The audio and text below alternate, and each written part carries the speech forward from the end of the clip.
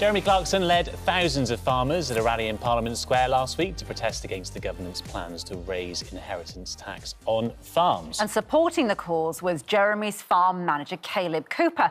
We're going to speak to him about that in just a moment, but he's now launched his own show as well. Obviously, a very good morning to you, Kaleb. Listen, we know that you love being in Chipping Norton. Your favourite place is on the farm. How comfortable was it for you then to head into these live events and talk to people? It's really out of your comfort zone, actually.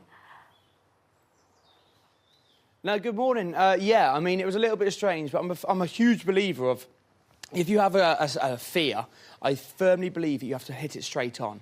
And, of course, leaving Chipping Norton was one of them fears. And I thought to myself, you know what, I've got to do it. So, therefore, I've got to do a tour, do 39 dates and see England.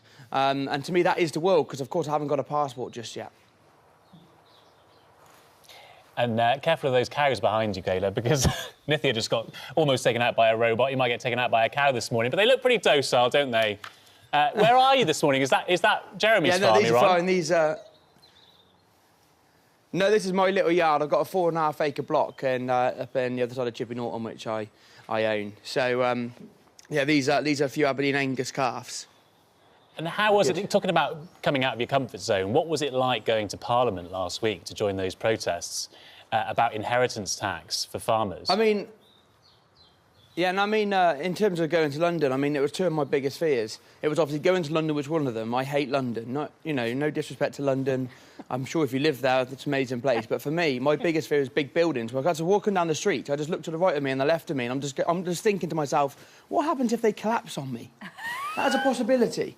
And, of course, the second one being huge crowds.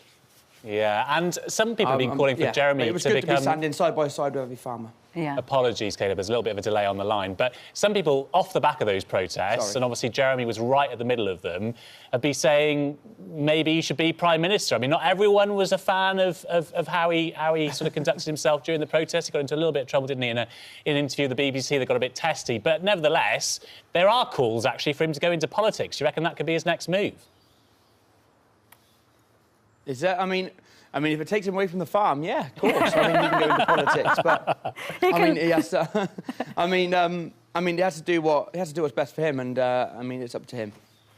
Listen, Kaleb, your world was the farm, and as we saw in that clip there, you talk about being this really precocious entrepreneur, essentially, in your teens, and by 21, you were this, you know, fantastic farmer. And this whole idea of you becoming, I mean, literally world famous overnight, essentially, we loved it. We love you on the show. What has it been like for you? I mean, your whole world is different now to what it was just a few years ago. Yeah, I mean, it's pretty crazy. I mean, a lot's changed in the last 5 years, that's for sure. I never thought I'd be writing a book, and I've done 3 books. I never thought I'd be going on tour, and of course I went on tour in the spring, and then Amazon filmed it, and it's on the screens now. So, I mean, it's a roller coaster, but at the same time, I think life's a journey, and on that journey, you set a goal. And now my goal is to simply buy my own farm. The day I buy my own farm and walk up with my little kids side by side and say I own this is the day that I've completed that goal.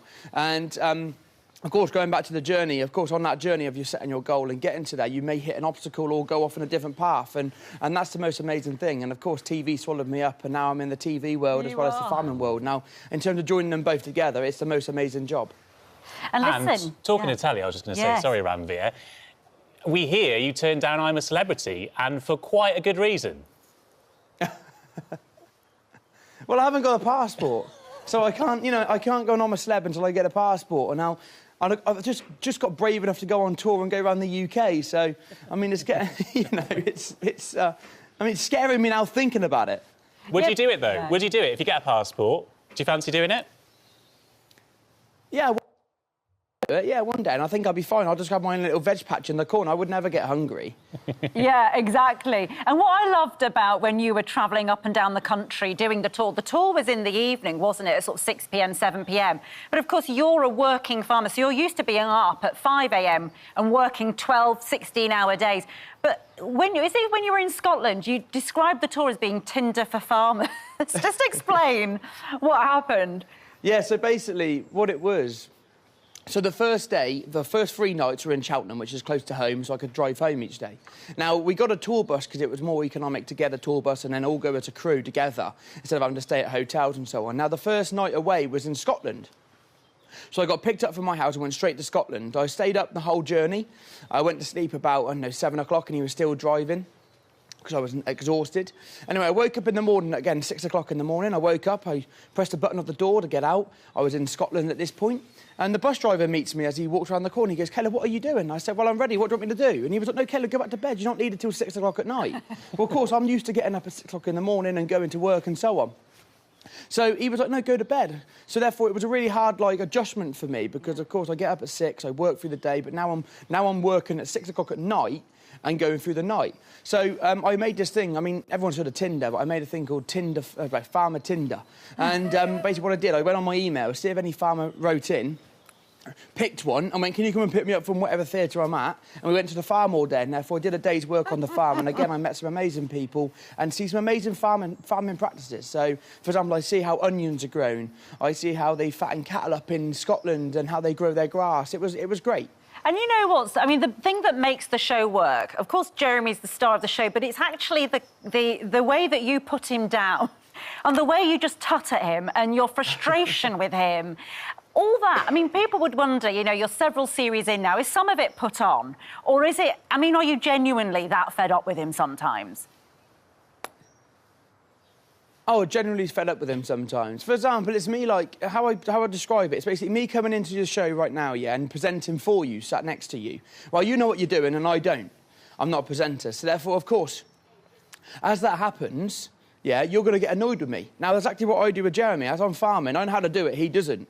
But as I tell him how to do it, he just ignores me and does it his own way, which is the wrong way. So therefore, it annoys me even more, and therefore, it's very frustrating. I think you would know what you're doing in the studio, Kaleb, yeah. actually. Is he getting better as a farmer? Have you taught him well? Yeah, no, 100%. I mean, yeah, he's getting much better. I mean, it's 5 years in. I'd be a little bit worried if he was still as bad as, like, day one. So, yeah, I would say he's definitely getting better. And this is the enjoyable stage now. Yeah. The start was very much not enjoyable, but now it's great. It's fun. And before you go, you've got to introduce us to the cows. Have they got names? Oh, no, we don't name them. Ah. That's the trick. And what are you doing on the farm this morning, Unless Kaleb? there's like a friendly one. For example, we have one... Say that again, sorry. What are you doing the next couple of hours on the farm? I'm going to go and feed a load of other cows and then go down to Diddley Squat and make sure they're OK, and I've got to load some barley. You're just working, you know, this is the truth, you know, it's just in your DNA, isn't it? No matter what happens in telly, the farm will always be your priority, won't it? That is where I think you're probably at your happiest. Yeah, 100%. Yeah, it's great to have you on GMB this morning. I think the day that I'm not farming will be the day I'm not happy. Oh, well, and that's why we love you, and that's why you're a star. And your show is on Amazon Prime. It's released today, isn't it, about the final night of your tour around the UK. Super stuff. Great to have you on the show this morning. Thanks, Kaleb Kaleb. Cooper, thank you. Yeah. Thank you so much for having me. Bye. Oh, there he goes. There you go. That just looked perfect this morning, didn't it? Hanging out with the cows. Hanging out with the cows, yeah. It's so wholesome, that show, if you've never done farming, you know, it looks like that, but to do it every single day, including Christmas morning, New Year's Day, that's, you know, that's the hard... to us, it's a novelty. To us, it's a novelity when you take the kids on a day out, yeah.